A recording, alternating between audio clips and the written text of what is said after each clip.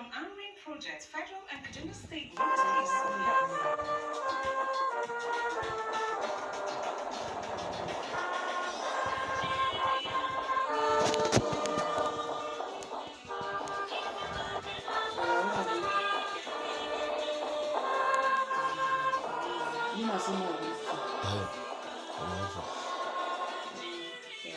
Hello, Nigeria.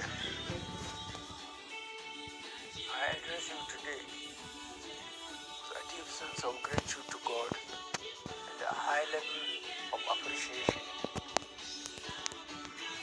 whose tremendous gave me the opportunity to provide leadership for our great country at one of the trying times in her history.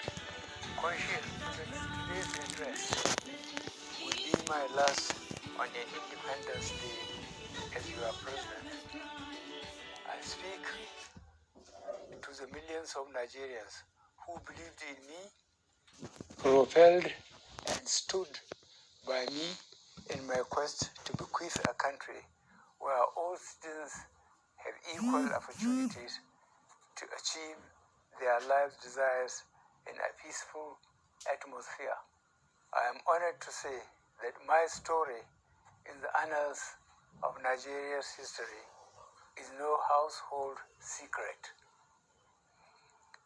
My various attempts, failures, and eventual success in being elected as a democratic president in 2015 was made possible by the majority of Nigerians.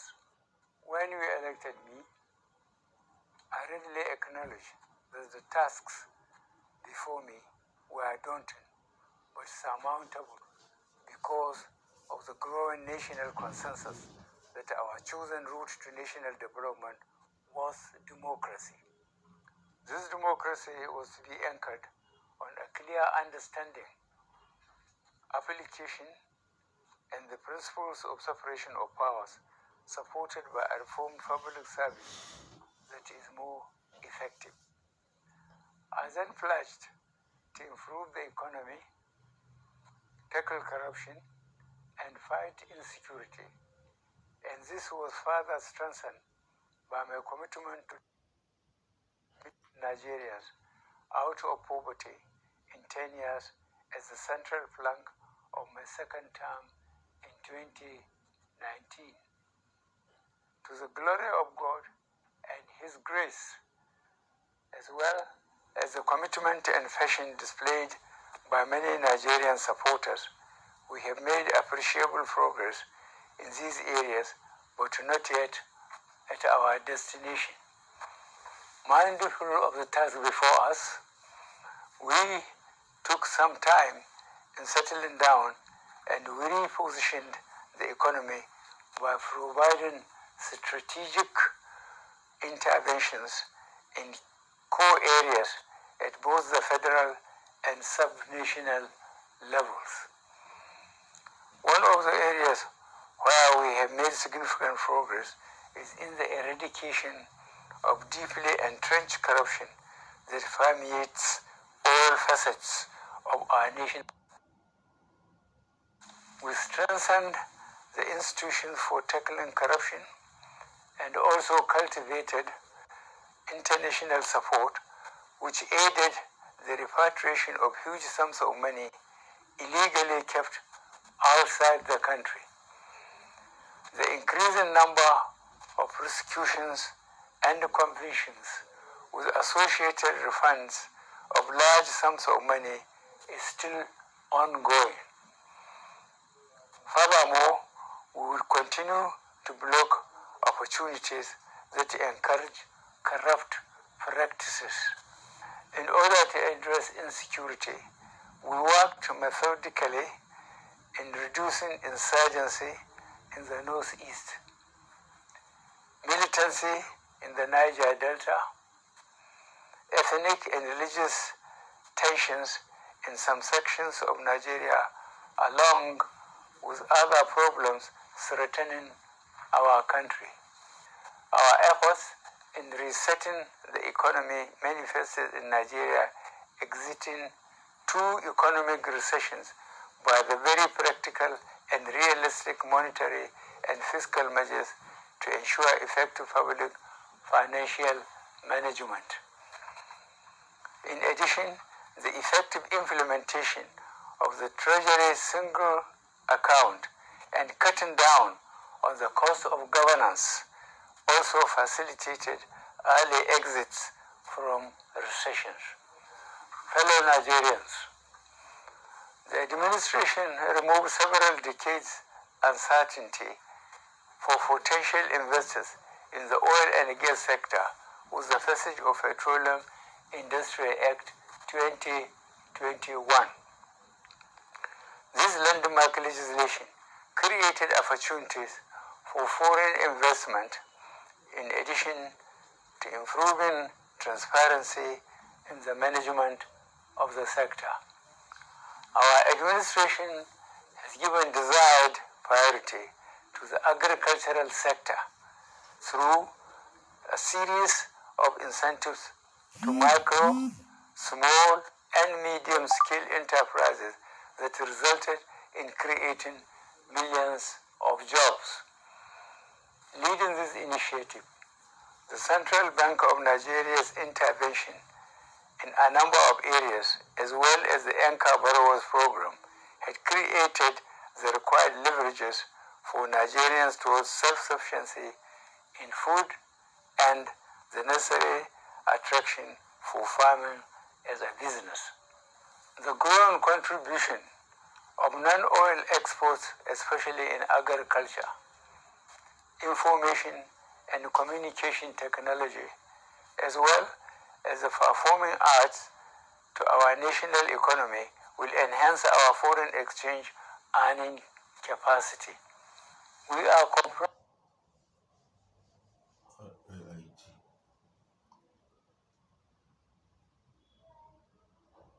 freeze.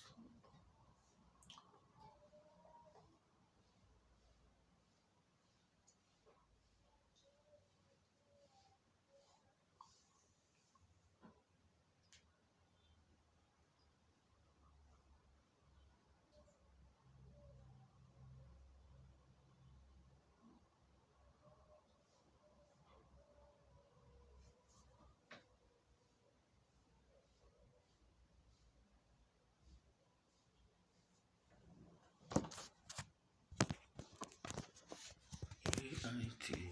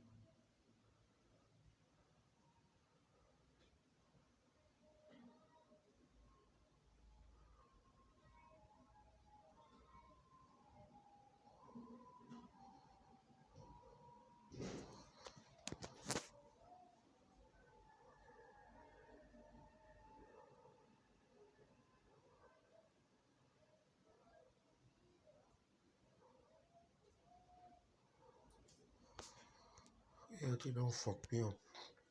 And implemented programs designed to create a literate and proficient society that ensure that students are availed with opportunities for lifelong achievements.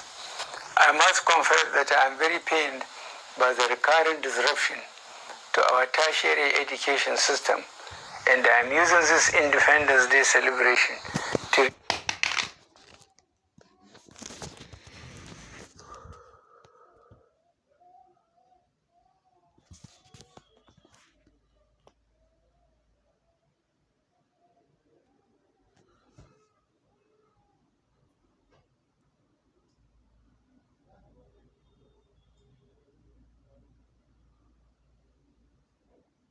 that have been lingering for over 11 years.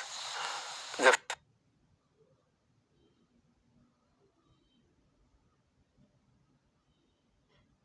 federal government will continue to mobilize resources, both international.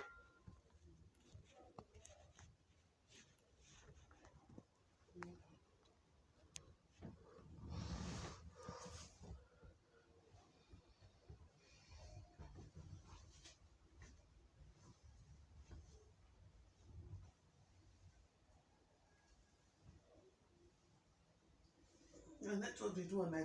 No shout. Voice will enter. Just small. Like on network.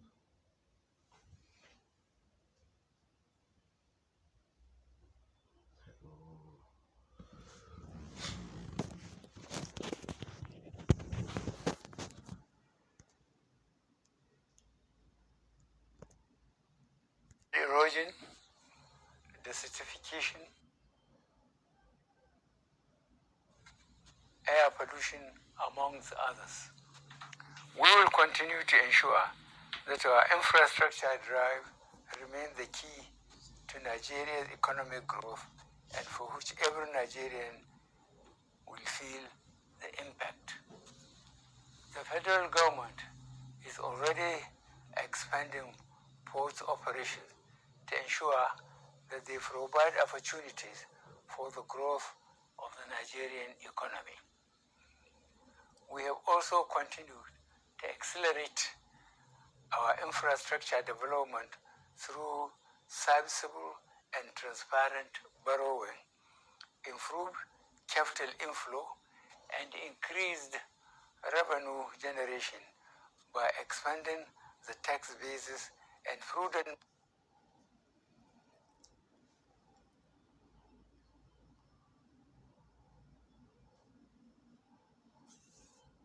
our communities to economic activities. We have continued to boost our railway infrastructure with the completion of a good number of critical railway and at the same time rehabilitating as well as upgrading obsolete equipment. I am pleased to inform my fellow citizens that besides our emphasis on infrastructural development with its attendant opportunities for job creation, employment generation, and subsequent poverty reduction, our focused intervention directly to Nigerians through the National Social Investment Program is also yielding benefits. There is hardly any ward, village, or local government in Nigeria today that has not benefited from one of the following: N-Power, trader money, market money, subsidized loans, business grants, or conditional cash transfers.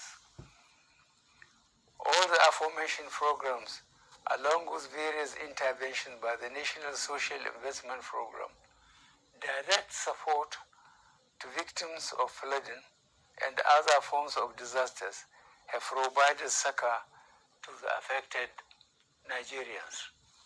Fellow Nigerians, no matter what gains we make, without a good governance system anchored on electing credible leaders on the basis of free, fair, credible, and transparent elections, our efforts will not be enough. It is for this reason that I have resolved to bequeath a sustainable democratic culture which will remain lasting. The signing of the Electoral Act 2021 as amended with landmark provisions further assures us of a more transparent and inclusive electoral process. Having witnessed at close quarters the pains, anguish, and disappointment of being a victim of an unfair electoral process, the pursuit of an electoral system and processes that guarantee election of leaders by citizens remain the guiding light as I prepare to wind down our administration.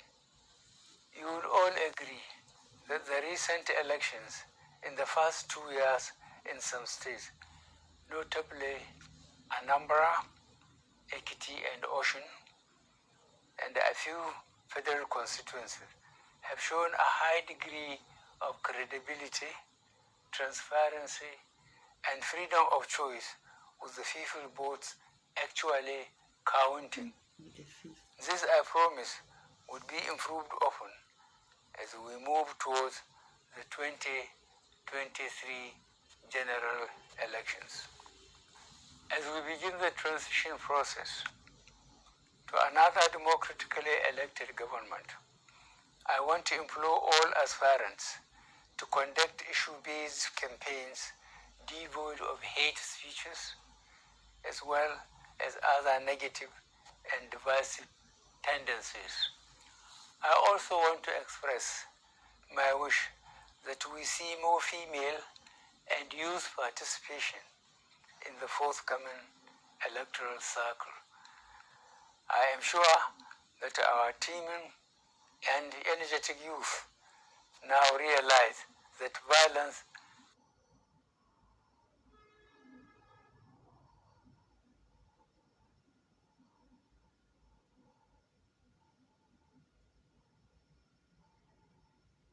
are already yielding results, especially in the delivery of services. On this note, I urge the general public to demand for citizen-centered services from the relevant authorities.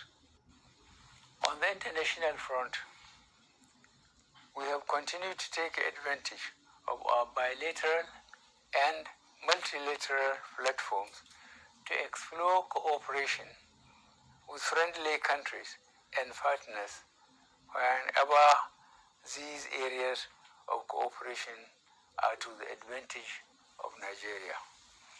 Fellow Nigerians, in the past few years, we have witnessed and overcome a good number of challenges that would ordinarily have destroyed our nation.